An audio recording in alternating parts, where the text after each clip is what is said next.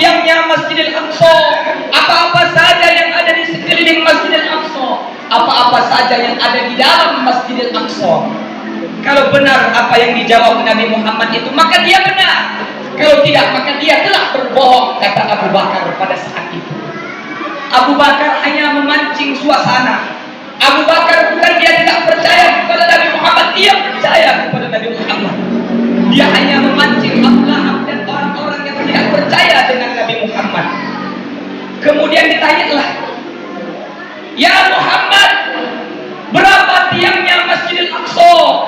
Dijawab oleh Nabi Muhammad dengan jawaban yang benar. Apa-apa saja yang ada di sekeliling Masjidil Aqsa, dijawab oleh Nabi dengan benar. Apa-apa saja yang ada di dalamnya Masjidil Aqsa, dijawab oleh Nabi dengan jawaban yang benar. Hamdan wa syukran lillah, salatan wa salaman ala Rasulillah wa ala alihi wa sahbihi wa man tabi'ahu wa mawalah. Allahumma salli wa sallim ala nuril anwar wa sirril asrar wa tiryaqil aghyar wa miftahi babil yasar sayyidina wa maulana Muhammadin al-Mukhtar wa alihi al-athhar wa ashabihi al-akhyar adada ni'amillahi wa ifdalih. Amma ba'du, faqala Allah ta'ala, a'udzu billahi minasy syaithanir rajim, bismillahir rahmanir rahim. Subhanalladzi asra bi'abdihi laila minal masjidil haram ilal masjidil aqsa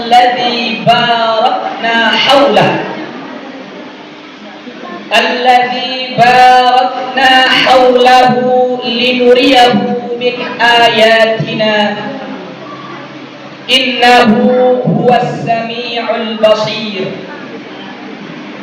Wa qala an-nabiy sallallahu alaihi wasallam, man kharaja fi talabil ilmi fahuwa fi sabilillahi hatta yarji'. Hadirin wal hadirat sidang jamaah pendengar yang dimuliakan oleh Allah, Nabi Muhammad sallallahu alaihi wasallam pernah bersabda di dalam hadisnya, apa yang dikatakan oleh baginda Rasul, barang siapa yang keluar fi talabil ilmi, untuk menuntut ilmu, fahuwa fi sabilillah, maka kata Nabi, orang itu dihitung jihad di jalan Allah, hatta yarji', sampai dia kembali ke tempatnya. Hadirin wal hadirat jamaah pendengar yang dimuliakan Allah, maka duduknya kita pada malam hari ini adalah menuntut ilmu. Dan kata Rasul, orang yang menuntut ilmu keluar dari rumahnya, orang itu dihitung jihad di jalan Allah. Orang yang berjihad di jalan Allah, insya Allah ketika ia meninggal dunia kembali kepada Allah, maka malaikat tidak banyak bertanya kepadanya, dan insya Allah orang tersebut akan dimasukkan oleh Allah ke dalam surganya. Amin, amin ya rabbal alamin. Yang sama-sama kita hormati dan kita muliakan Bapak Kepala Desa atau Pengulu Kute, yaitu Bapak Amirullah, atau yang mewakili Bapak Imam Masjid Al-Azhar Al-Ustaz Heru Amirullah. Dan saya juga berterima kasih kepada Ustaz yang telah sudi kiranya mengundang saya dari Desa Pinding ke Desa Labeloni, yang mudah-mudahan pertemuan kita pada malam hari ini menjadi pertemuan yang diridhoi oleh Allah Subhanahu wa taala. Amin. Amin ya rabbal alamin.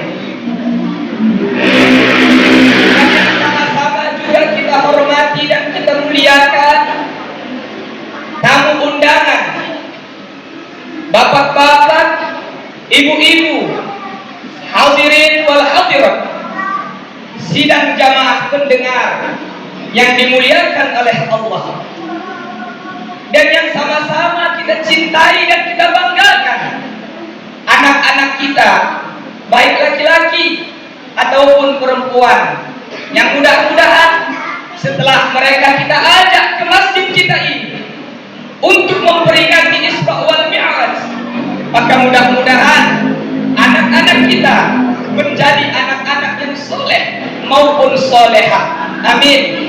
Amin ya rabbal alamin. Rabbi shrah li sadri wa yassir li amri wahlul 'uqdatam min lisani yafqahu qawli. Bapak Ibu hadirin wal hadirat yang dimuliakan Allah, yang pertama saya ingin mohon maaf kepada Bapak Ibu sekalian karena malam ini sepertinya suara saya kurang maksimal, karena dalam beberapa hari saya tidak hitung entah berapa jumlah tempatnya saya menghadiri acara seperti sekarang ini. Maka sebelumnya saya mohon maaf suara kurang jelas untuk pertemuan kita pada malam hari ini. Kaum muslimin muslimat rahimakumullah. Duduknya kita di sini pada malam hari ini adalah untuk memperingati Isra wal Mi'raj, yang mana ini merupakan peristiwa yang sangat dahsyat, yang menjadi salah satu mukjizat Rasulullah sallallahu alaihi wasallam yang tidak pernah akan terulang kembali dari mulai zaman Nabi Adam sampai hari kiamat sekalipun. Isra dan Mi'raj, dua kata yang berkesinambungan dan dengan makna yang berbeda. Isra, apa itu yang disebut dengan Isra? Maka yang pertama yang ingin saya bahas pada pertemuan kita pada malam hari ini yaitu makna daripada Isra. Kenapa? Karena Isra lain dan Mi'raj lain. Yang pertama Isra, Allah Subhanahu wa taala berfirman di dalam Al-Quran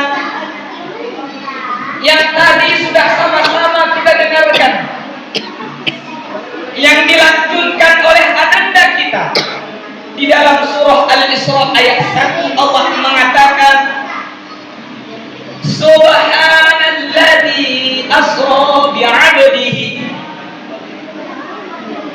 Subhana, maha suci Allah, maha agungnya Allah, maha kuasanya Allah. Alladzi asra bi'abdihi, yang telah memperjalankan hambanya. Jadi Nabi sallallahu alaihi wasallam dalam perjalanan itu beliau tidak jalan sendiri, hadirin wal hadirat yang dimuliakan Allah. Akan tetapi Allah mengatakan dalam ayat itu, Allah telah memperjalankan, Allah Subhanahu wa taala telah memperjalankan bi'abdihi, seorang hamba, yaitu Nabi Allah Muhammad sallallahu alaihi wasallam. Dari mana dan kemana?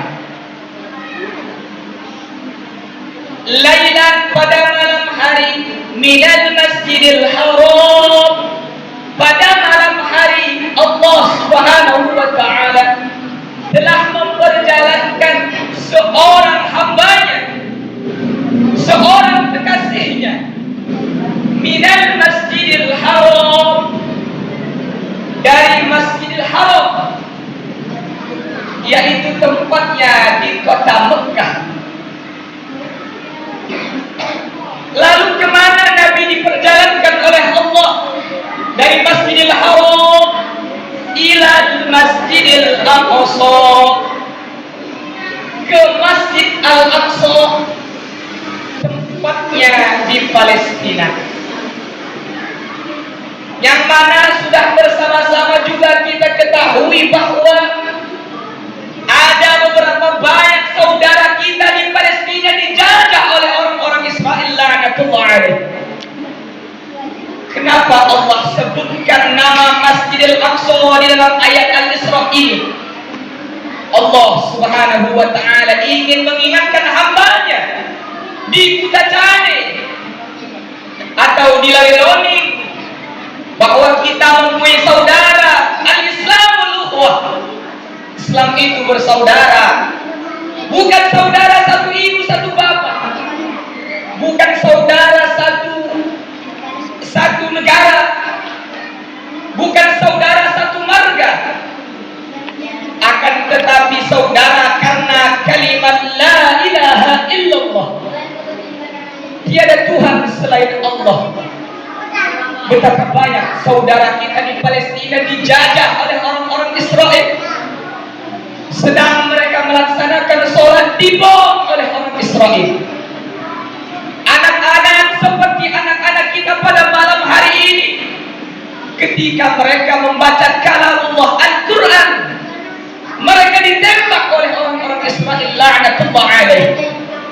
Maka Allah ingin mengingatkan kepada kita hadirin wal hadirat, di Palestina kita mempunyai saudara. Maka seseorang saudara itu harus saling menasihati sesama saudaranya. Minimal kalau kita tidak mempunyai materi untuk mengirimkan kepada saudara kita yang ada di sana, paling tidak doa kita kirimkan.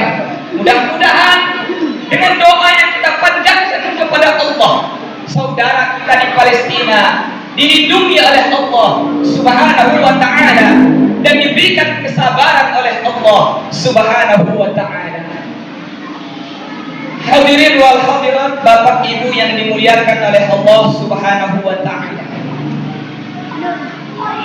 minal masjidil haram, perjalanan Nabi Muhammad dari Masjidil Haram ilal masjidil aqsa, ke Palestina atau Masjid Al-Aqsa, itu disebut dengan Isra.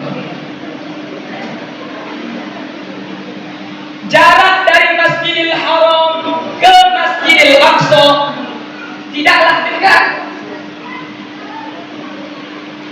Kata tuan guru kita atau kata para ulama kita, jaraknya dari Masjidil Haram ke Masjidil Aqsa lebih kurang, kalau naik unta 18 hari 18 malam baru nyampai dari Masjidil Haram di Mekah ke Masjidil Aqsa di Palestina. Tidaklah dekat. Namun kenapa di dalam ayat itu Allah mengatakan lailan? Bahkan para ulama ada mengatakan tidak sampai satu malam perjalanan Nabi Sallallahu Alaihi Wasallam itu. Maka oleh karenanya Allah duluan di ayat ini dengan kata Subhana, Maha suci Allah, Maha hebatnya Allah. Sesuatu yang tidak masuk dalam akal kita mampu Allah melakukannya. Sesuatu yang tidak dapat diperbuat oleh makhluk Allah, Allah Subhanahu wa ta'ala mampu melakukannya. Berarti kata setelah Subhana di dalam Al-Quran, perbuatan setelah kata Subhana dalam Al-Quran, itu hanya pekerjaan Allah saja, tidak pekerjaan makhluk. Makhluk tidak mampu melakukannya. Ada contoh, yang mana contoh ini sudah kita hafal bersama-sama, hadirin wal hadirat yang dimuliakan Allah. Allah Subhanahu wa taala berfirman dalam Al-Qur'an surah Yasin. Allah mengatakan, Subhanalladzi khalaqal azwaja kullaha. Maha suci Allah yang telah menjadikan makhluknya berpasang-pasangan. Sekarang kita lihat di internet, di dalam media, di TikTok, di Facebook, di YouTube, di Twitter dan lain sebagainya. Kita lihat mereka yang ada di Cina mampu menciptakan satu robot, bahkan dua, bahkan ribuan robot, hampir persis seperti manusia. Mereka mampu menciptakan robot berjenis kelamin laki-laki. Mereka mampu juga menciptakan robot menjadi jenis kelamin perempuan. Lalu coba kita ambil robot laki-laki, kita ambil robot berbentuk manusia yaitu perempuan itu, kita kurunglah dalam satu ruangan, kita tunggulah 1 tahun, 2 tahun, 3 tahun, bahkan puluhan tahun. Hadirin wal hadirat, tidak akan beranak itu robot. Hanya seperti itulah kemampuan manusia. Coba Allah Subhanahu wa ta'ala, Allah menciptakan manusia berjenis kelamin laki-laki, dan Allah menciptakan juga manusia berjenis kelamin perempuan. Menikah, kemudian beranak, bahkan sampai hari kiamat tidak berhenti keturunannya. Begitu hebatnya Allah. Subhana, pekerjaan setelah subhana hanyalah pekerjaan Allah Subhanahu wa ta'ala. Bisa saja Nabi Muhammad sallallahu alaihi wasallam berjalan sendiri pada saat itu tanpa diperjalankan oleh Allah. Bisa. Waktu itu ada unta. Dalam riwayat para ulama, dalam cerita ulama, tuan guru kita mengatakan jaraknya dari Masjidil Haram ke Masjidil Aqsa lebih kurang 18 hari, 18 malam. Banyak. Apa contohnya Ustaz? Ketika Nabi lebih kurang umur 8 tahun, Rasulullah Shallallahu Alaihi Wasallam mempunyai seorang paman.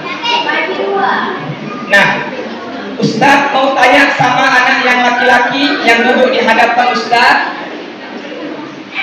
Ustaz rasa ini bisa dijawab. Siap? Laki-laki? Siap? Nabi Muhammad punya paman. Siapakah nama paman Nabi? Iya, Abu Thalib. Nabi Sallallahu Alaihi Wasallam mempunyai seorang paman bernama Abu Thalib. Ketika Nabiullah di umur lebih kurang 8 tahun, Nabi Muhammad dibawa oleh pamannya ini berdagang ke negeri Syam. Yang mana negeri Syam itu pada saat ini salah satu negaranya adalah negara Palestina. Tepatnya Masjid Al-Aqsa.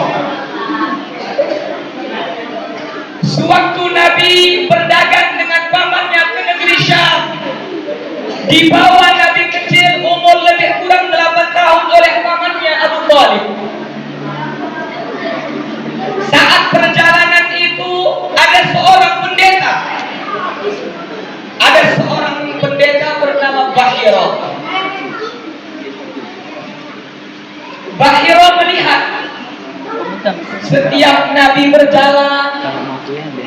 dipayungi oleh awan.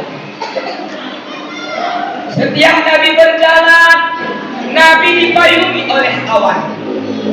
Maka seorang pendeta ini tahu, karena dia ada di dalam kitabnya ciri-ciri seorang kenabian. Di dalam kitabnya Bahiro, seorang pendeta, beliau tahu bahwa salah satu tandanya itu kemanapun dia berjalan dipayungi oleh awan. Kemudian Bahiro memanggil rombongannya Abu Thalib atau paman Nabi Sallallahu Alaihi Wasallam untuk masuk ke dalam gerejanya. Masuk rombongan Abu Thalib, yaitu paman Nabi. Kemudian ditanya oleh Bahiro, wahai Abu Thalib, apakah semua rombonganmu sudah masuk ke dalam? Apa jawaban Abu Thalib? Sudah, wahai Bahiro. Lah, aku tadi melihat seorang anak kecil bersamamu. Dia kenapa tidak hadir di dalam gereja ini? Apa jawaban Abu Thalib, seorang paman Nabi yang selalu membela perjuangan dakwah Nabi Muhammad? Itu hanya seorang anak kecil. Itu kelompok tidak penting. Jawaban Abu Thalib, seorang paman Nabi. Kemudian dilihat oleh Bahiro keluar dari gerejanya dan dia melihat Nabi Muhammad Sallallahu Alaihi Wasallam duduk di bawah pohon. Apa kata Bahiro kepada Abu Thalib? Wahai Abu Thalib, engkau panggil keponakanmu itu, bawa dia pulang sekarang. Karena orang kafir kalau melihat mereka, si budak ini, kalau orang kafir melihat seorang anak seperti ini, mereka akan bunuh itu anak.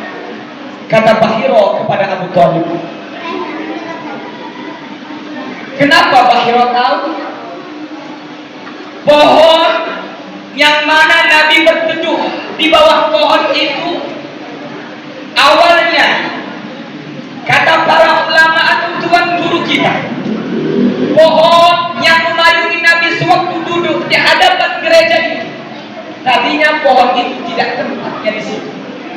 Pohon itu berjalan dengan sendirinya untuk memayungi Nabi Muhammad, menjadi tempat teduhnya Nabi Muhammad Sallallahu Alaihi Wasallam. Hadirin wal hadirat, jamaah pendengar yang dimuliakan oleh Allah Subhanahu wa Ta'ala.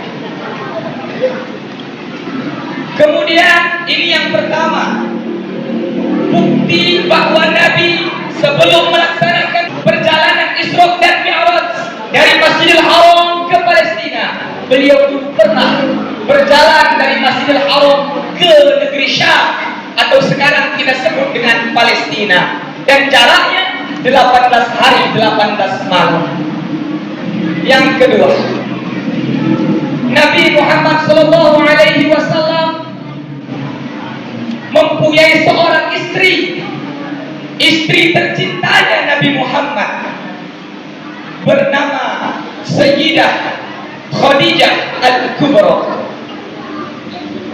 Seorang istri yang rela mengorbankan hartanya, jiwanya, dan raganya untuk perjuangan baginda Rasulullah Sallallahu Alaihi Wasallam. Sayyidah Khadijah ini dikenal dengan orang yang hartawan, orang yang kaya raya, mempunyai banyak harta. Namun harta yang dia miliki hanya ia serahkan dan ia berikan kepada Nabi Muhammad untuk perjuangan dakwahnya Nabi Muhammad Sallallahu Alaihi Wasallam. Kemudian pada saat itu Nabi Sallallahu Alaihi Wasallam berhijrah lagi, melakukan perjalanan dari Mekah ke negeri Syam. Dibawa itu hartanya Khadijah untuk diperniagakan, untuk diperdagangkan di negeri Syam. Pada saat itu Nabi Sallallahu Alaihi Wasallam menjadi ketua rombongannya. Ini yang kedua. Menjadi contoh bahwa jarak dari Masjidil Haram di kota Mekah ke Masjidil Aqsa di Palestina tidaklah dekat, memerlukan waktu yang sangat banyak. Namun kenapa Nabi Muhammad sewaktu Isra dan Mi'raj hanya menempuh waktu 1 malam saja, bahkan tidak sampai 1 malam? Begitulah hebatnya Allah, begitulah agungnya Allah Subhanahu wa ta'ala. Allah mengirimkan kepada Nabi Allah Muhammad sallallahu alaihi wasallam seekor burung namanya, yang mana kecepatan burung ini disampaikan oleh kata para ulama kita mengatakan kecepatan burung yang Allah kirimkan kepada baginda Rasulullah, kecepatannya sangat cepat, kecepatannya sangat luar biasa, lebih kurang 300.000 kilometer per detik. Bayangkan cepatnya ibu-ibu, 300.000 kilometer per detik. Begitulah kecepatan buruk yang Allah kirimkan kepada Nabi Muhammad untuk menemani Nabi berjalan melakukan perintah Allah Subhanahu wa ta'ala. Kemudian sesampainya Nabi di Masjidil Aqsa di Palestina, atau pada saat itu disebut dengan negeri Syam, sesampainya Nabi di sana pada malam hari, Nabi pun melaksanakan sholat yang diimami oleh beliau sendiri. Pada saat itu hadirin wal hadirat yang dirahmati dan dimuliakan oleh Allah, Allah Subhanahu wa ta'ala menurunkan ruh-ruhnya para nabi dan rasul terdahulu untuk sholat bersama baginda Rasulullah sallallahu alaihi wasallam di dalam Masjidil Aqsa. Dan pada saat itu jugalah Nabi Muhammad mendapatkan gelar baru daripada Allah, yaitu disebut dengan Imamul Anbiya wal Mursalin. Imamul Anbiya wal Mursalin. Nabi mendapatkan gelar baru ketika beliau tiba di Masjidil Aqsa, diberikan langsung oleh Allah Subhanahu wa ta'ala. Kemudian setelah itu, apakah Allah langsung memerintahkan Nabi untuk naik melewati beberapa lapis langit bertemu dengan Allah? Tentu jawabannya tidak. Sebelum Nabi Muhammad diangkat oleh Allah ke langit bertemu dengan Allah, Allah mengirimkan 2 malaikat. Ini anak-anak dengarkan. Ini kalau bisa dijawab nanti, Ustaz ada bawa tadi uang, dapat hadiah nanti. Syaratnya dengarkan, perhatikan, duduk yang bagus, dan bisa menjawab ketika selesai nanti Ustaz ceramah. Ustaz tanya, jawabannya benar, dapat uang. Siap? Enggak suara. Siap? Siap. Siap? Siap. Baik, dengarkan ya.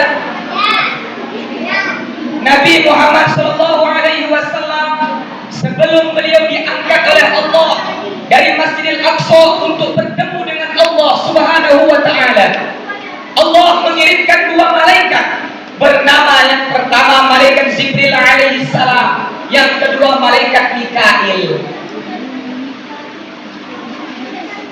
2 malaikat Allah kirimkan untuk membedah baginda Nabi Muhammad sallallahu alaihi wasallam. Kemudian Jibril, malaikat yang Allah perintahkan untuk menyampaikan wahyu kepada para rasul, mengambil hati Nabi pada saat itu. Di sini perlu kita perhatikan dan perlu kita garis bawahi. Kenapa Allah memerintahkan malaikatnya Jibril untuk mengambil hati baginda Nabi Muhammad?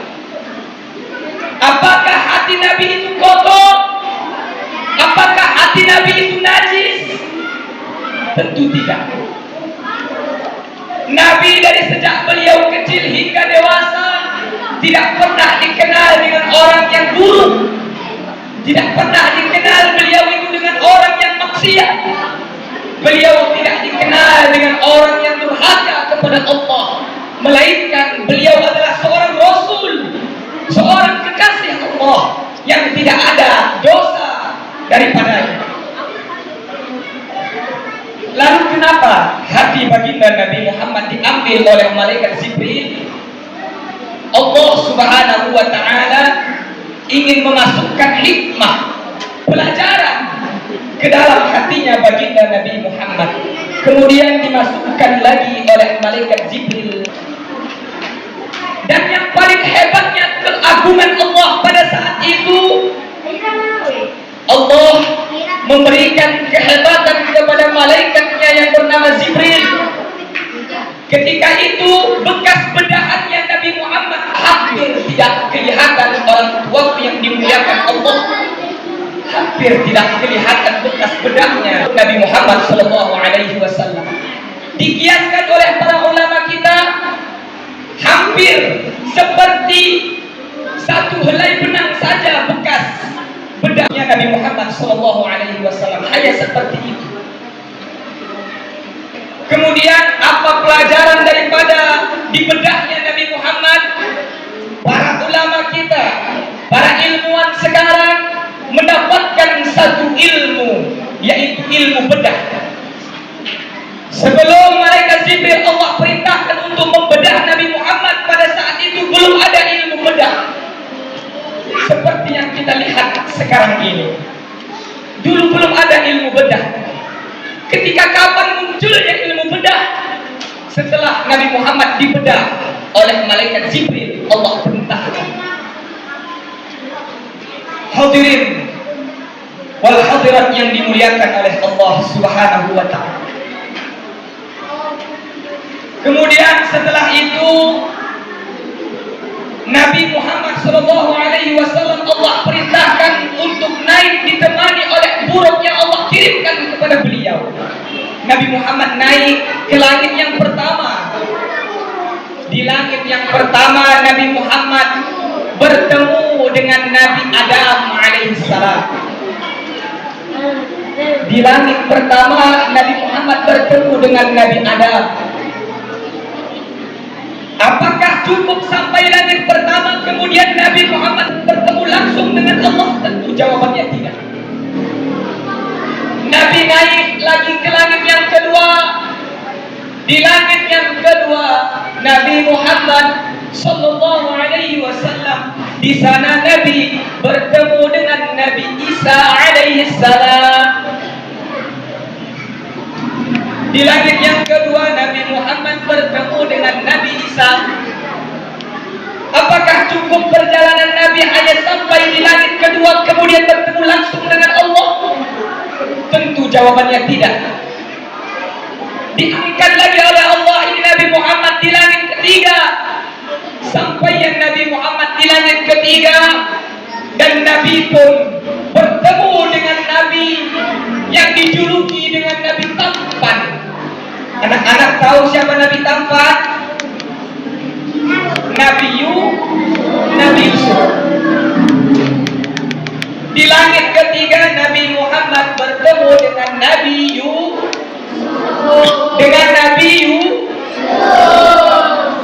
Oke, bukan Yusuf, Yusuf. Yusuf.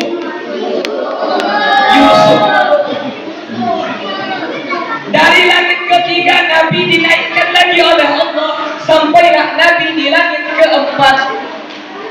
Di langit keempat Nabi Muhammad kemudian bertemulah dengan Nabi Idris.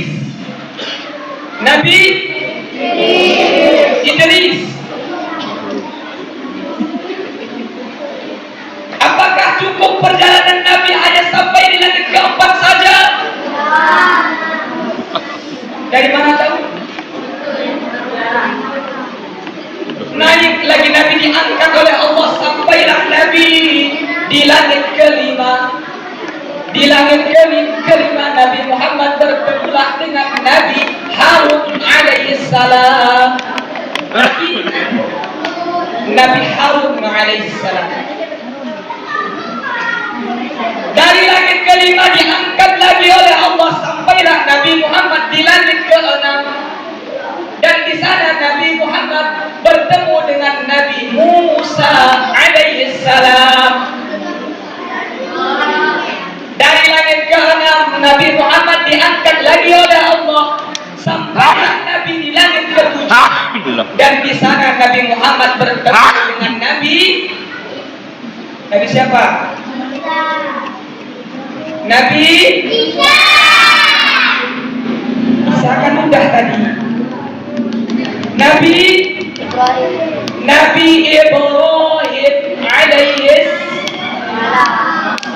Ibrahim alaihissalam.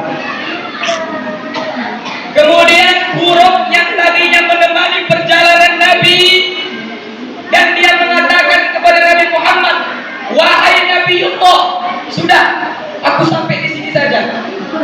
Udah sendiri saja ke sana, bertemu dengan Allah. Karena janjiku dengan Allah, aku hanya mengantarkanmu wahai Nabiullah sampai di langit ketujuh. Aku tidak bisa bertemu dengan Allah, karena kalau aku bertemu dengan Allah, maka aku akan hancur berkeping-keping, kata buruk kepada Nabi Muhammad. Kemudian naiklah Nabi Muhammad ke Sidratul Muntaha. Ada kali nyanyi? Pandai? Oke, kita beri sambil nyanyi. Coba ya, adik-adik. Di suatu yang keras.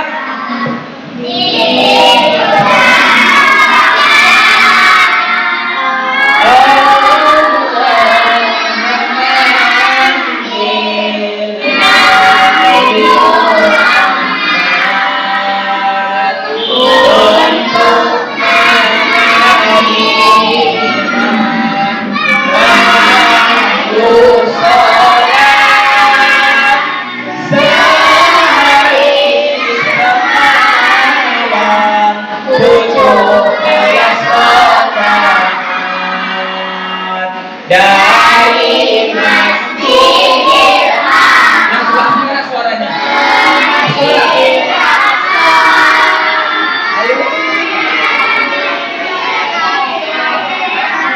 Ke Sidratul Muntaha. Cukup dulu sampai di sini. Kita lanjutkan ceritanya. Ke Sidratul Muntaha. Kemudian Nabi pun bertemulah dengan Allah. Bapak Ibu hadirin wal hadirat, saya izin untuk berdiri sebentar.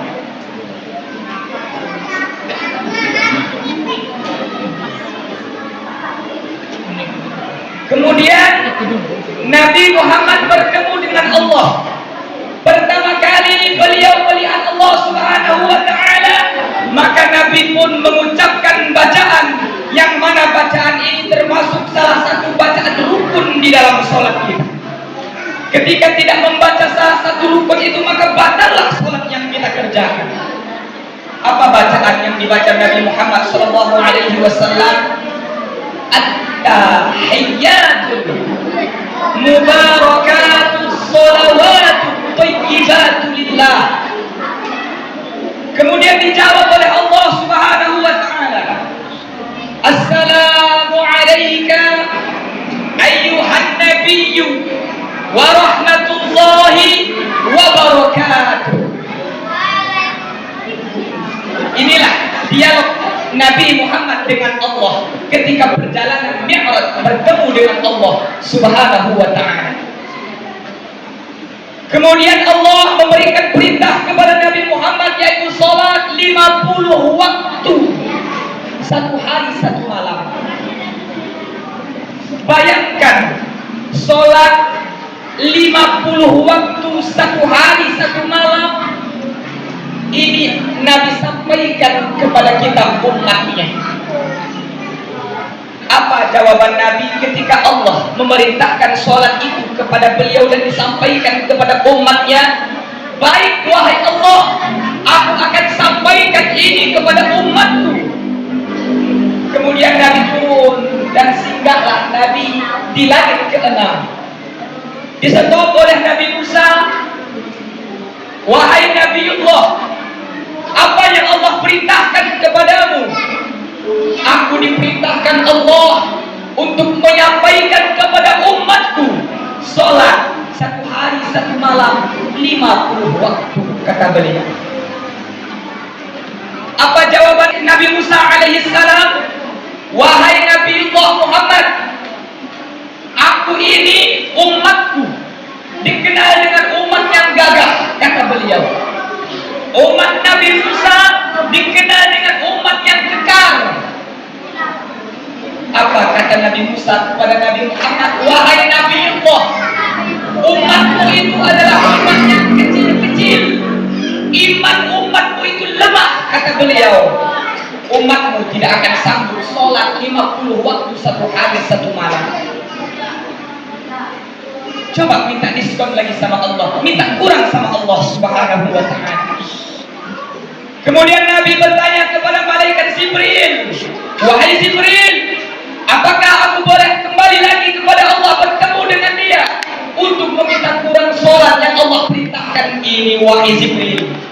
Apa jawaban Jibril? Boleh wahai Rasulullah, boleh wahai Habibullah. Kemudian Nabi Muhammad pun kembali pada Allah meminta kurang, dan akhirnya diberi kurang oleh Allah 5 waktu dikurangi. Adik-adik, 50 dikurang 5 berapa? 45. Kemudian Nabi turun lagi, disetop lagi sama Nabi Musa. Bagaimana? Allah kasih kurang berapa tadi? 5, kata Nabi Muhammad kepada Nabi Musa.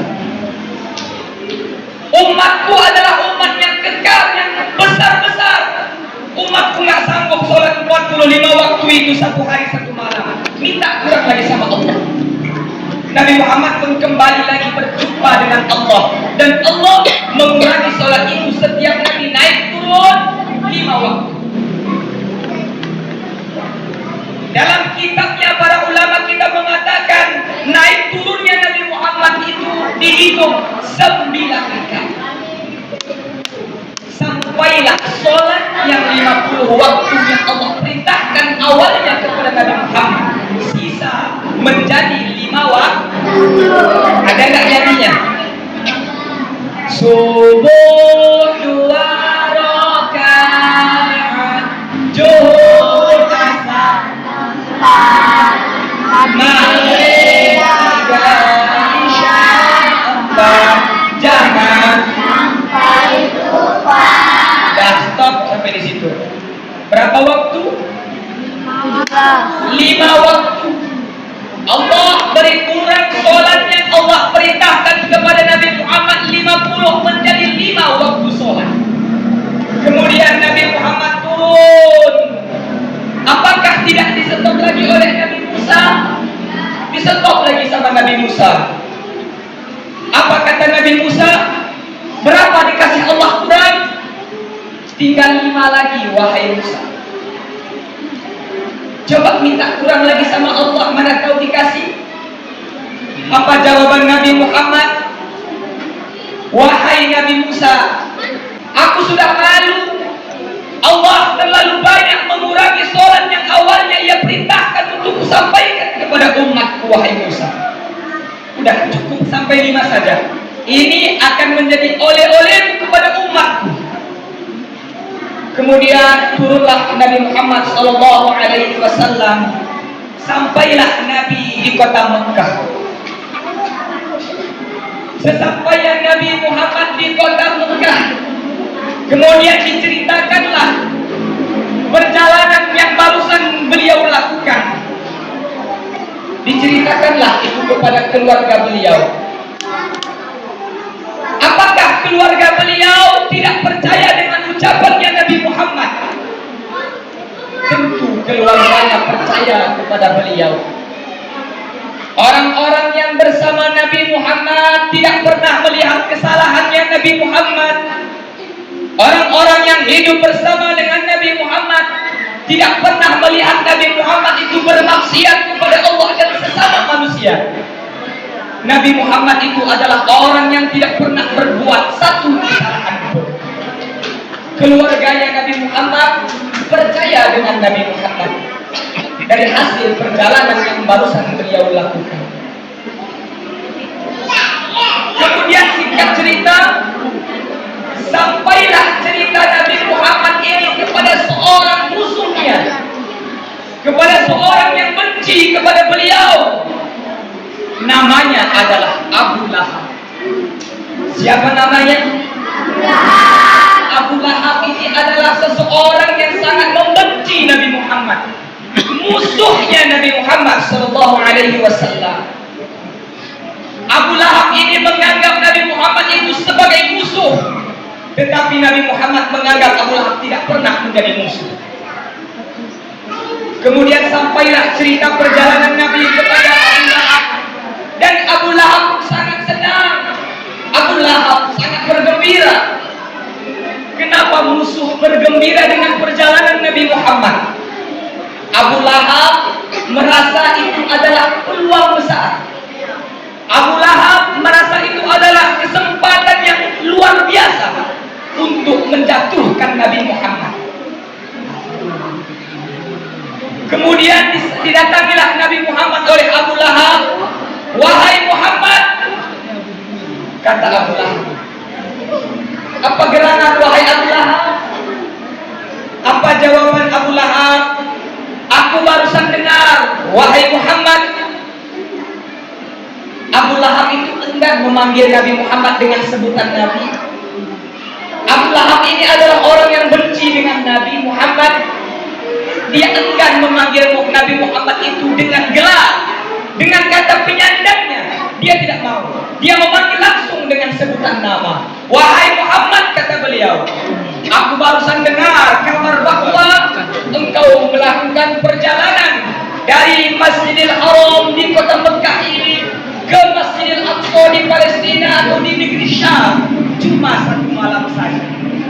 Apakah benar wahai Muhammad, kata Abu Lahab? Apa jawaban Nabi Muhammad? Benar. Benar. Kalau benar, mari kita kumpulkan satu penduduk Mekah supaya semua orang tahu bahwa engkau melakukan perjalanan dari negeri Mekah ke Palestina atau negeri Syam cuma dalam waktu satu malam. Baik, kata Nabi Muhammad. Kemudian dibawalah itu satu penduduk Mekah berkumpul. Kemudian Abu Lahab mengatakan di depan orang-orang ramai pada saat itu, seorang yang sangat membenci Nabi Muhammad. Apa kata beliau? Lihatlah Muhammad ini. Muhammad ini adalah orang yang gila. Muhammad ini adalah orang yang pembohong. Muhammad ini adalah orang yang sangat berdusta, kata Abu Lahab. Dia sudah gila. Dia sudah stres, kata Abu Lahab pada saat itu. Kenapa? Masa iya jalan dari Masjidil Haram ke Masjidil Aqsa di negeri Syam cuma menempuh perjalanan satu malam saja? Mana mungkin, kata Abu Lahab. Kemudian disahut oleh seorang sahabatnya Nabi Muhammad bernama Abu Bakar. Berapa sahabat yang paling dekat dengan Nabi Muhammad? Berapa? Berapa? Yang pertama bernama Abu Bakar, yang kedua bernama Umar bin Khattab, yang ketiga bernama Utsman bin, yang keempat bernama Ali bin Abi. Ini dijuluki dengan julukan Khulafaur Rasyidin. Kemudian disahut oleh Abu Bakar pada saat itu. Abu Bakar adalah seorang sahabatnya sekaligus menjadi mertuanya Nabi Muhammad. Karena kenapa? Seorang anak daripada Abu Bakar ini menikah dengan Nabi Muhammad sallallahu alaihi wasallam. Apa kata Abu Bakar? Wahai satu penduduk Mekah, kalau kalian tidak percaya dengan Nabi Muhammad, maka coba tanya kepada beliau. Tanyakanlah kepada beliau berapa tiangnya Masjidil Aqsa apa-apa saja yang ada di dalam Masjidil Aqsa. Kalau benar apa yang dijawab Nabi Muhammad itu, maka dia benar. Kalau tidak, maka dia telah berbohong, kata Abu Bakar pada saat itu. Abu Bakar hanya memancing suasana. Abu Bakar bukan dia tidak percaya kepada Nabi Muhammad, dia percaya kepada Nabi Muhammad. Dia hanya memancing Abu Lahab dan orang-orang yang tidak percaya dengan Nabi Muhammad. Kemudian ditanyalah, "Ya Muhammad, berapa tiangnya Masjidil Aqsa?" Dijawab oleh Nabi Muhammad dengan jawaban yang benar. Apa-apa saja yang ada di sekeliling Masjidil Aqsa dijawab oleh Nabi dengan benar. Apa-apa saja yang ada di dalamnya Masjidil Aqsa dijawab oleh Nabi dengan jawaban yang benar. Apakah penduduk Mekah sudah percaya kepada Nabi Muhammad? Belum. Penduduk Mekah ini belum percaya dengan Nabi Muhammad. Ada seorang mengatakan dia itu berbohong, Muhammad itu berbohong, kata seorang penduduk Mekah pada saat itu. Mungkin ada seorang yang sudah pernah berangkat ke Masjidil Aqsa, kemudian orang itu bercerita kepada Nabi Muhammad sehingga Nabi Muhammad tahu berapa tiangnya Masjidil Aqsa, apa-apa saja di sekeliling Masjidil Aqsa, apa-apa saja yang ada di dalam Masjidil Aqsa. Mungkin sudah ada seseorang yang bercerita kepada beliau. Kemudian disahut oleh Nabi Muhammad, "Wahai penduduk Mekah, kalau kalian tetap tidak percaya denganku, bertepatan ketika aku pulang dari Masjidil Aqsa ke negeri Mekah ini, aku melihat ada satu kafilah, ada satu kelompok yang menuju ke negeri Mekah, dan mereka akan sampai dan akan tiba di waktu asar besok." Kemudian ditunggu oleh penduduk Mekah yang tadinya tidak percaya dengan Nabi Muhammad. Ditunggu dengan izin Allah Subhanahu wa Ta'ala. Maka satu kafilah, satu kelompok yang disebut oleh Nabi Muhammad menuju ke negeri Mekah, bertepatan di waktu asar, kelompok itu tiba di negeri Mekah. Subhanallah. Maka di saat itu juga banyak orang yang tadinya tidak percaya dengan Nabi Muhammad, dan akhirnya mereka itu percaya dengan Nabi Muhammad sallallahu alaihi wasallam. Alhamdulillah. Hadirin wal hadirat yang dimuliakan oleh Allah Subhanahu wa Ta'ala.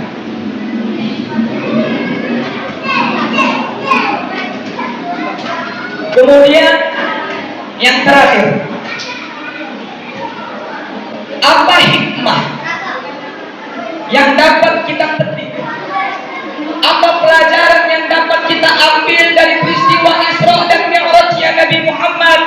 Isra adalah perjalanan Allah memperjalankan seorang hambanya dari Masjidil Haram ke Masjidil Aqsa, sedangkan Mi'raj adalah naiknya Nabi Muhammad bertemu dengan Allah Subhanahu wa Ta'ala. Apa pelajaran dan hikmah yang bisa kita ambil dari peristiwa tersebut? Yang pertama, sebelum adanya perjalanan Isra dan Mi'raj Nabi Muhammad, sholat malam atau kita kenal dengan sholat namanya sholat tahajud, awalnya itu hukumnya wajib untuk Nabi Muhammad. Mana dalilnya Ustaz?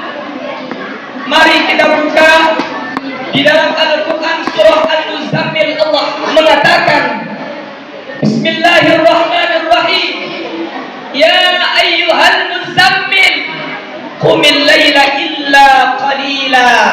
Ini adalah dalil yang mana Allah itu memberikan sholat tahajud atau sholat malam kepada Nabi Muhammad hukumnya adalah wajib.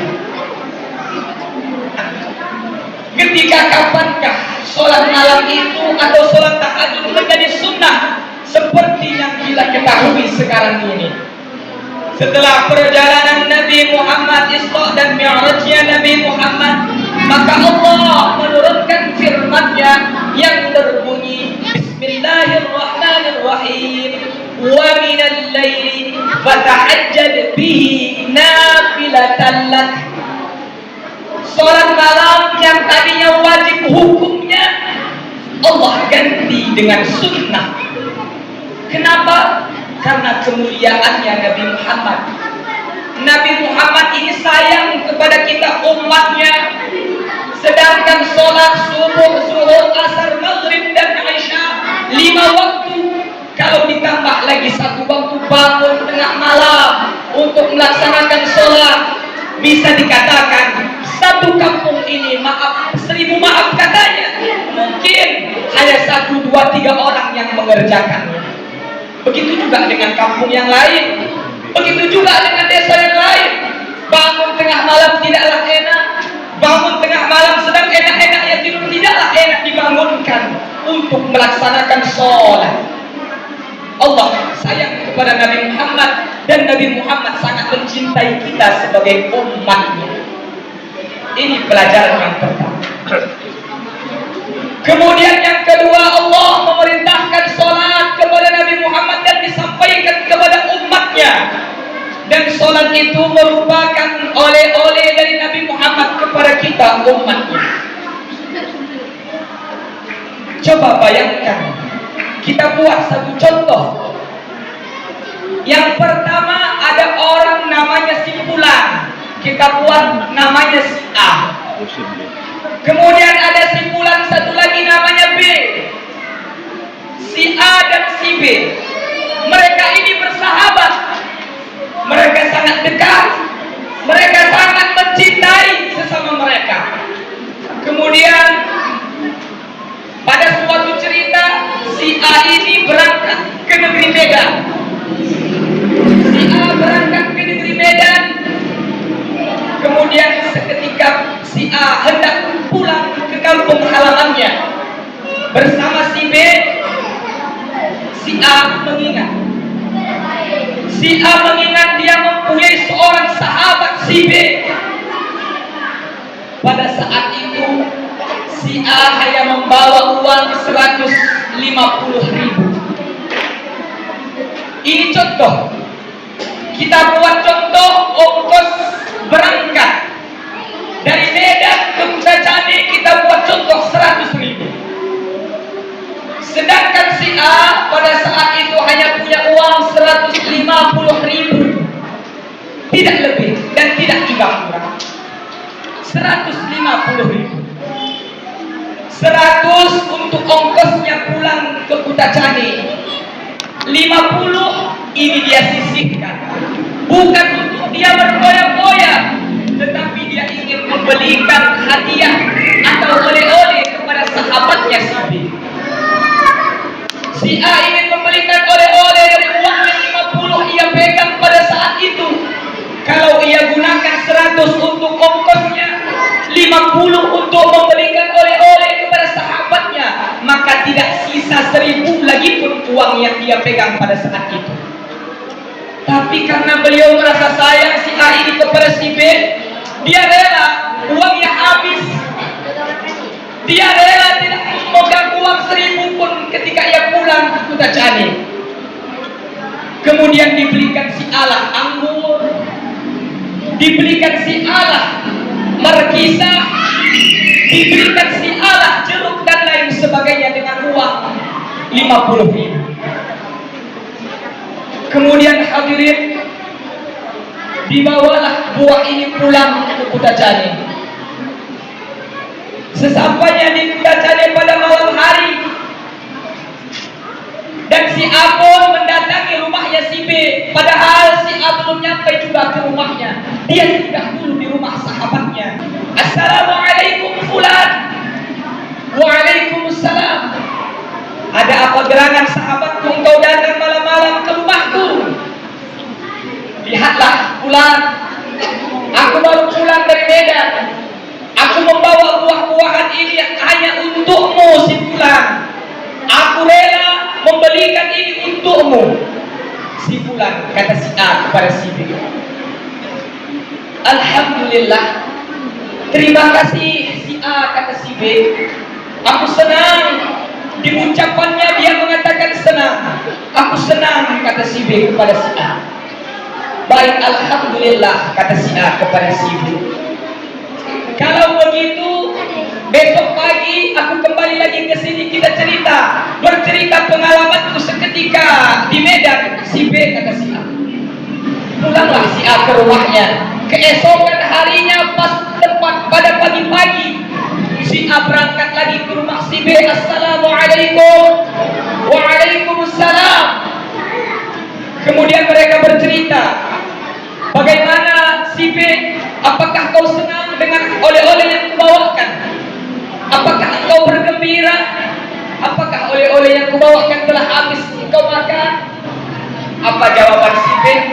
Sudah, wahai sahabatku, oleh-oleh yang kau bawakan sangatlah sedap, oleh-oleh yang kau bawakan sangatlah lezat. Semua aku yang makan, bahkan tidak satu pun kubagi kepada orang-orang. Saking aku menghargai oleh-oleh yang kau bawakan, si A kata si B. Namun apa cerita di balik cerita si A dan si B ini? Begitu si A hendak keluar dari rumahnya, si A menyapu mukanya karena dia berkeringat pada saat itu. Kemudian bekas tisu yang ia telah gunakan ia buang di tong sampah depan rumah si B. Dibukalah tong sampah. Na'udzubillah, di dalam tong sampah itu kisah yang dibawa si A kepada si B di dalam itu semua. Anggur yang dibawa si A untuk si B di dalam tong sampah semua. Jeruk yang dibawa si A kepada si B di tong sampah semua. Bahkan tidak satu buah pun dimakan si B. Padahal ketika ditanya apakah ia senang dengan oleh-oleh yang dibawakan si A, ia mengatakan senang. Nyatanya tidak. Bahkan oleh-oleh yang dibawa si A semua dimasukkan ke dalam tong sampah. Na'udzubillah. Begitu juga lah dengan Nabi kita, Nabi Muhammad. Nabi Muhammad bukan berjalan dari Kota Cadet ke Medan.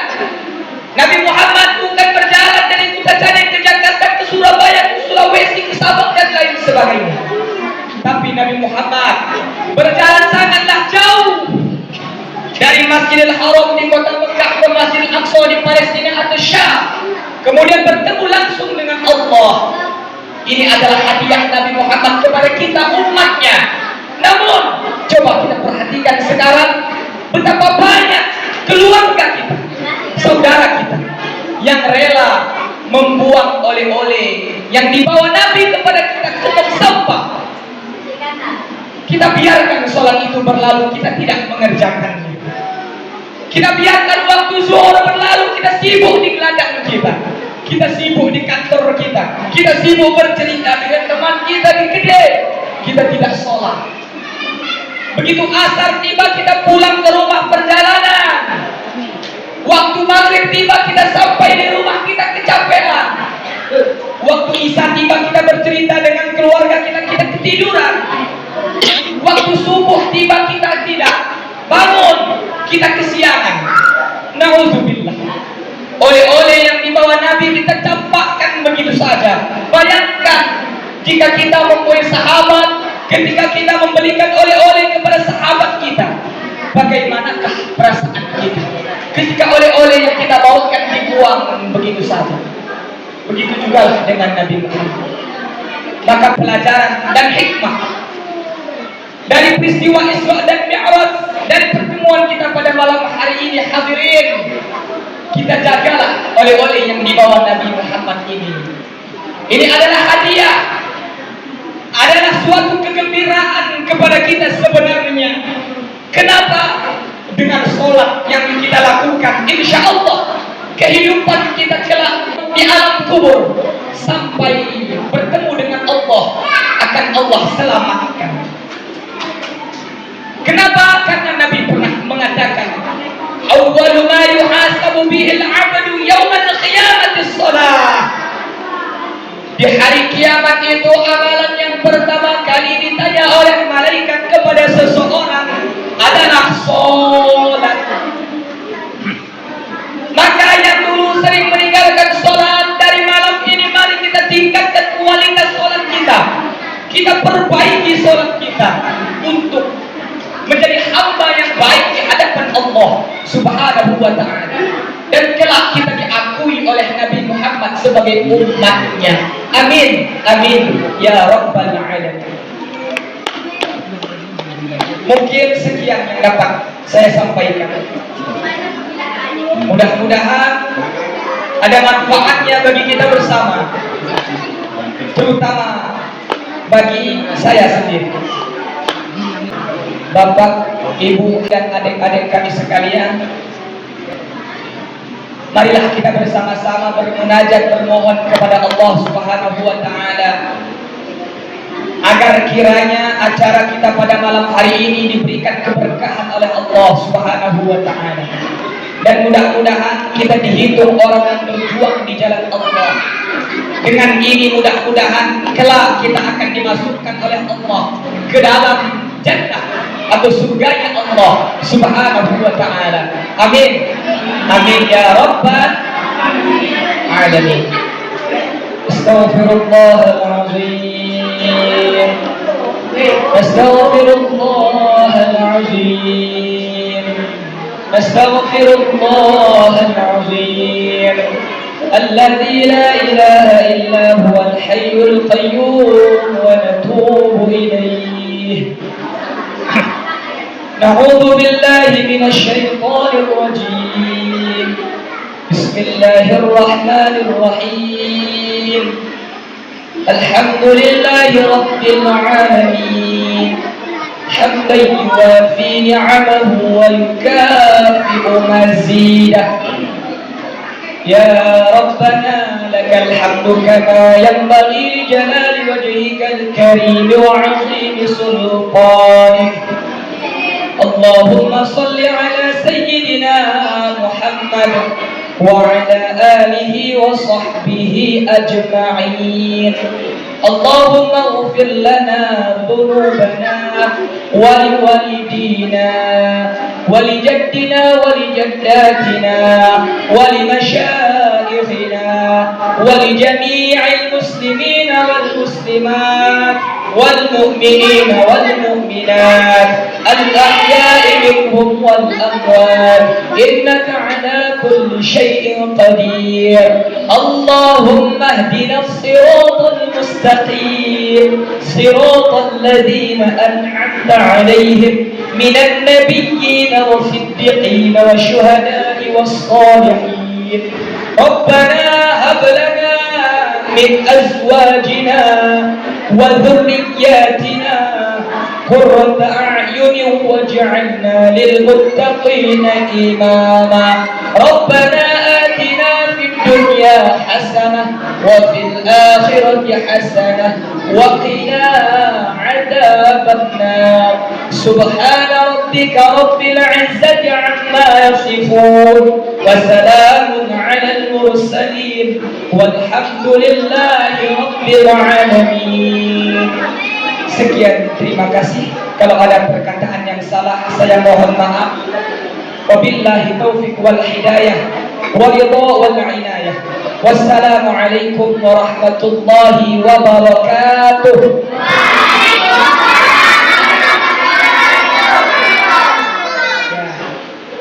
Izin Bapak ya, adik-adik, tadi Ustaz ada janji kan? Siapa bisa jawab dapat hadiah. Dimulai dari laki-laki. Siap? Oke, semua laki-laki yang dekat pintu boleh juga. Ini perempuan satu pertanyaan, laki-laki satu pertanyaan, habis sudah. Nah, berarti ini orang yang paling beruntung. Siapa? Mari kita perhatikan. Pertanyaannya, ketika Nabi Mi'raj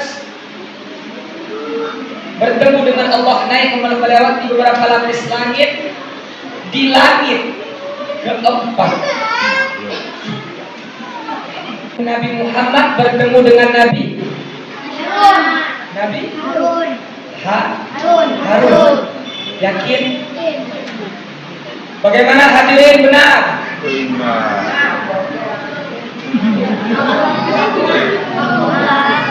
Kelas 4. Oke, dikompar kepada perempuan. Ini nanti ibu-ibu boleh juga nih. Harun Baik, perempuan kecil ya. Di langit keempat, Nabi Muhammad bertemu dengan Nabi Salah. Nah, yang sana yang jilbab biru, baju agak gelap-gelapan, dia angkat tangan tadi. Siapa? Nabi Yusuf. Salah. Oke, salah ya. Baik, ganti pertanyaan. Nabi jawabannya Nabi Idris. Kalau Nabi Yusuf di langit ketiga, langit kedua Nabi langit pertama Nabi Baik, ganti pertanyaan. Nabi Muhammad punya istri. Jumlahnya tidak satu, tidak dua, tidak tiga lebih.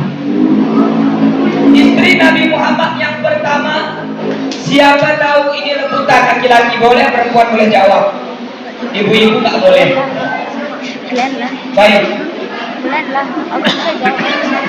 Siapakah nama lengkapnya istri Nabi yang pertama? Fatimah. Yang bisa berdiri langsung berjawab. Anak Nabi itu. Siapa? Anak Nabi itu. Ayo, siapa? Nama lengkap ya. Namamu? Nama istri Nabi yang pertama? Nabi Yusuf. Oke. Udah berani maju, udah mantap. Tepuk tangan.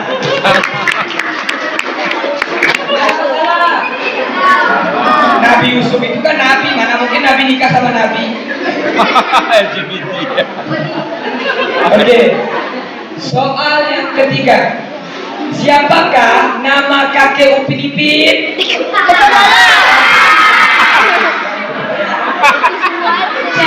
Ini apa itu mungkin? Itu semua tahu kenapa? Beginilah Pak, Bu, anak-anak kita selalu kita kasih nonton sinetron, nonton kartun.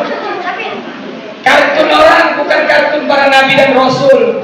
Ini bukan kesalahan mereka, ini Ya, kesalahan kita selaku orang tua. Betul.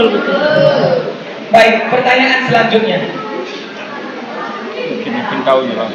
Nabi Muhammad ketika Nabi itu berumur kurang lebih 8 tahun, Nabi ini dibawa sama pamannya.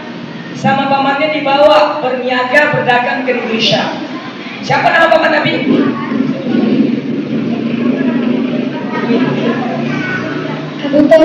Abu Thalib. Betul apa betul? Nama kamu? Raka dapat hadiah. Tepuk tangan. Betul.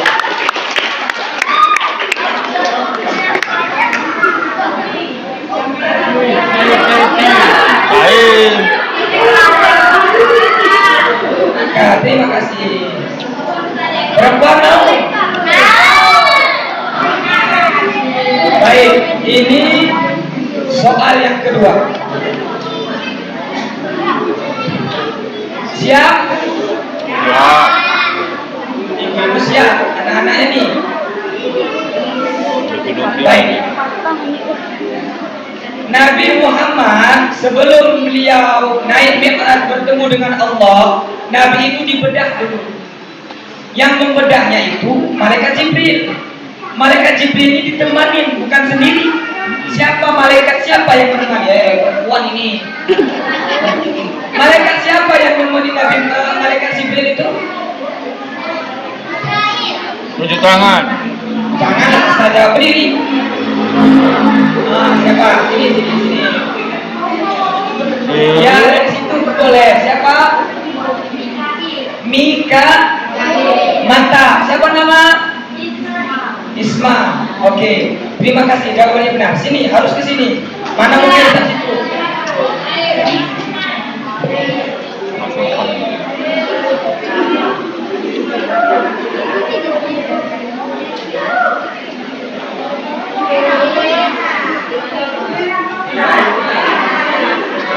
Alhamdulillah. Oke. Jangan lihat dari berapa nominal uangnya. Lihat dari keberanian anak kita. Berani tampil ke depan dah hebat. Banyak orang sekarang pandai, hebat, ilmunya banyak, tapi nggak pandai maju ke depan, nggak berani. Betul tidak? Mudah-mudahan semua anak-anak kita yang hadir di masjid ini pada malam hari ini, semuanya anak-anak kita mempunyai mental yang hebat untuk kebenaran. Amin. Amin ya rabbal alamin. Sekian, terima kasih. Wabillahi taufiq wal hidayah walillahu wal inayah. Wassalamualaikum warahmatullahi wabarakatuh.